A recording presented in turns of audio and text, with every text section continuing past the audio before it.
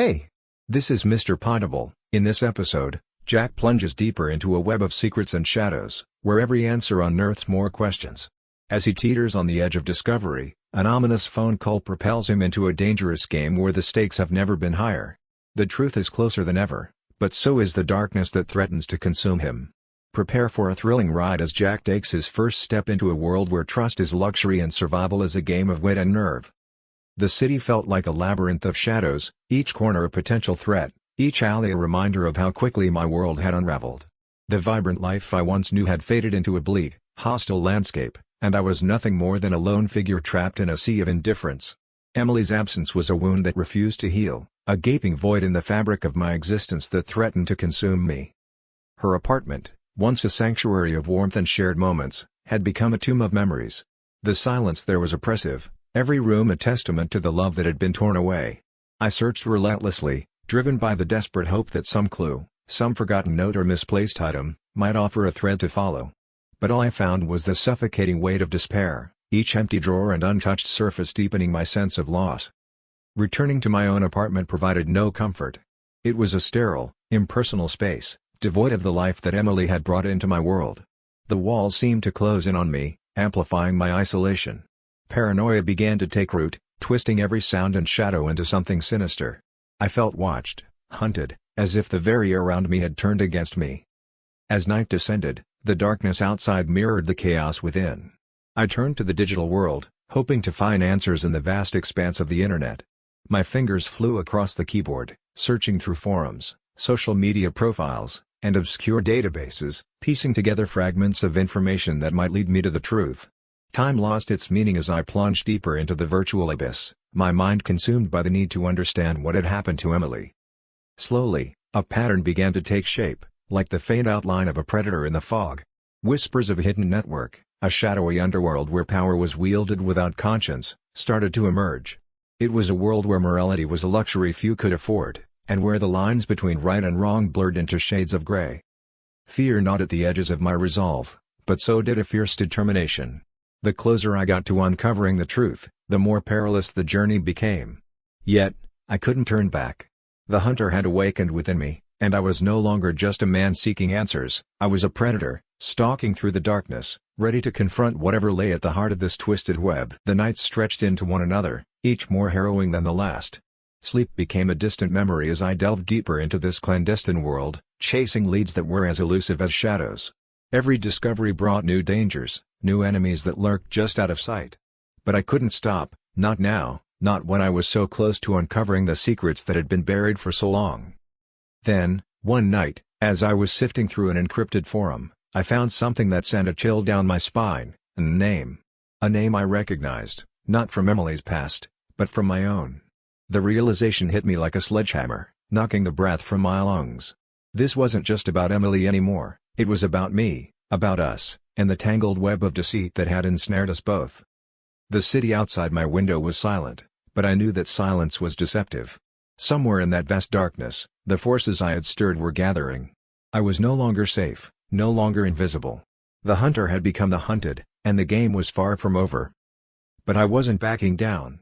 The truth was within reach, and I would tear through whatever stood in my way to get it. The shadows were closing in, but I was ready. Whatever the cost, I would uncover the secrets that had shattered my world, and I would make those responsible pay. As I prepared for the next step, I couldn't shake the feeling that time was running out.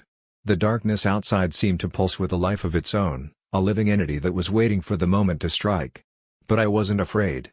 I had come too far, seen too much, to turn back now. The truth was close, so close I could taste it. But as I stood on the brink of discovery, one question lingered in my mind: was I ready for what I might find? And then, as if answering my unspoken question, the phone rang. The sound echoed through the empty apartment, a harbinger of the storm that was about to break. With a deep breath, I reached for the phone, knowing that whatever came next would change everything. I answered, and the voice on the other end spoke a single, chilling sentence: "It's time." The line went dead, and I was left standing in the darkness, heart pounding, as the weight of those words settled over me. The hunt was far from over. In fact, it was just beginning. As the voice on the other end of the line faded into the void, I stood frozen, the phone still clutched in my hand. The single, Ominous sentence echoed in my mind, "It's time." Time for what? The question twisted in my gut like a knife, sharp and relentless. Suddenly, every shadow in the room seemed to grow darker, every sound amplified as if the world was holding its breath, waiting for the storm to break. I felt it deep in my bones. The game I had unwittingly entered was about to take a deadly turn, but I wasn't ready to face it, not yet. My heart raced as I replayed the last few days in my mind, the pieces of a puzzle still scattered, the picture incomplete. And now, with that call, it felt like the final piece was just out of reach, taunting me with its proximity. Who was on the other end of the line? What did they know that I didn't? And most importantly, was I walking into a trap, or was this my only shot at uncovering the truth? The silence of the apartment was oppressive, pressing in on me as the weight of the unknown settled like a leaden cloak. My instincts screamed at me to run, to get out before it was too late. But something deeper held me in place, an unyielding resolve, a burning need to see this through, no matter the cost.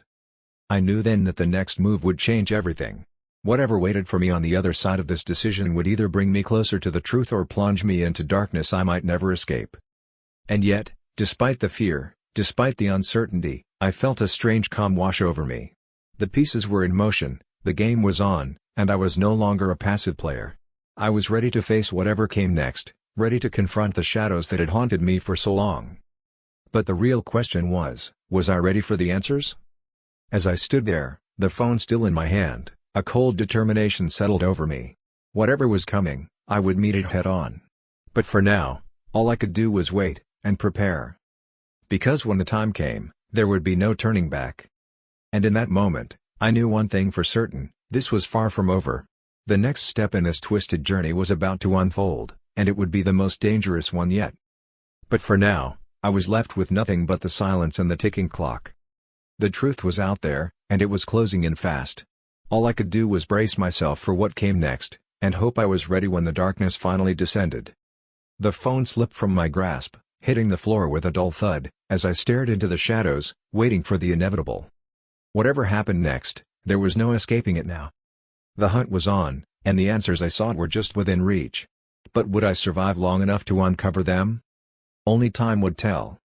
And so, with my heart pounding and the shadows closing in, I prepared for the next move in this deadly game. The next chapter of this story was about to begin, and I had a feeling it would be the most thrilling one yet. But for now, all I could do was wait, and hope that the truth, when it finally came, wouldn't destroy me completely. Thanks for listening, stay curious, stay awesome, and as always, keep it potable.